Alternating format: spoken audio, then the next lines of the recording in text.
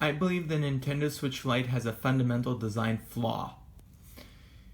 If you look at the Nintendo Switch Lite, you'll notice that the D-pad is in the lower left corner. Now, if we were to remove the analog sticks, basically this is what you get. A D-pad that's misaligned from the action buttons. So, why aren't they more level? The answer is because of this. The analog stick in the lower right hand corner. But why is it there? Why did Nintendo decide to choose to put that there? Well, if you look at their original regular Switch, you'll notice that on the right Joy-Con, the analog stick on the right hand side, on the right Joy-Con, the analog stick is in the lower right hand corner.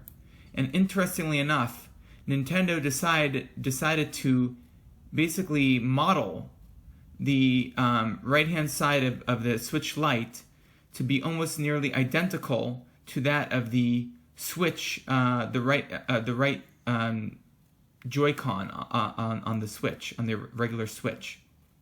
See how they match up perfectly? They kept the analog stick there in that position.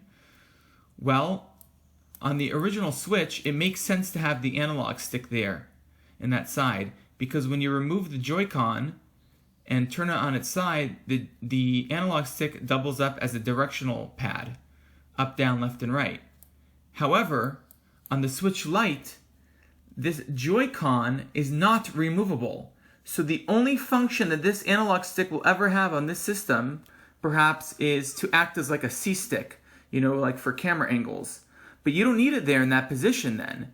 And it's not a good idea to have it in that position, because when you have it in this position, it's taking up the spot where the action button should be. Because if the action buttons were down here, that would be better because it's more in alignment with the D-pad. But why did Nintendo decide to do this? Because listen, on the Nintendo Switch Lite, if we were to remove the screen, look how bad this is. The D-pad is purely misaligned from the action buttons, which doesn't provide a great user experience. Well, perhaps Nintendo wanted to keep it similar, and almost wanted to keep it, pay homage, and wanted to model it after also the Switch logo. Notice how on the Switch logo it has it's very iconic in having the dot in the upper left corner and the dot in the lower right hand corner. And the Switch models that. See, notice that? Well, from a visual balance aesthetic standpoint, it looks pretty, but from a functional standpoint, it's awful because the D-pad suffers. It's not in alignment with the action buttons. If this analog stick weren't here or moved up, the action buttons would be able to move down, and so it would be more aligned. For example, take a look at the Wii U gamepad. This was a much better design because notice, the action buttons are below and the analog stick is above. And so the D-pad is more directly in alignment with the action buttons, which is good because it's more level and easier to play.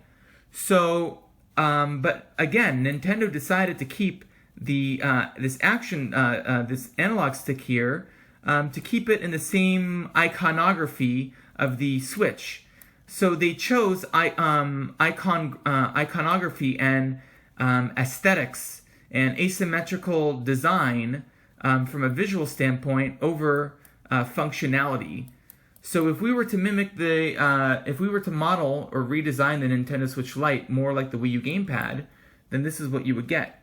You would get the analog stick up above on the right-hand side, the action buttons more in direct horizontal alignment from the D-pad, and look how much more better design that is for playing, let's say, a 2D side-scrolling game with a D-pad versus how it is right now, like this. Again, ignoring the analog sticks here, this is what we get.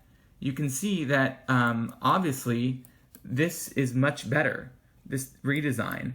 Now, it may not have that same iconographic look, that iconography with the Switch, but at least it's more in direct horizontal alignment with the D-pad. So Nintendo chose to have iconography over functionality.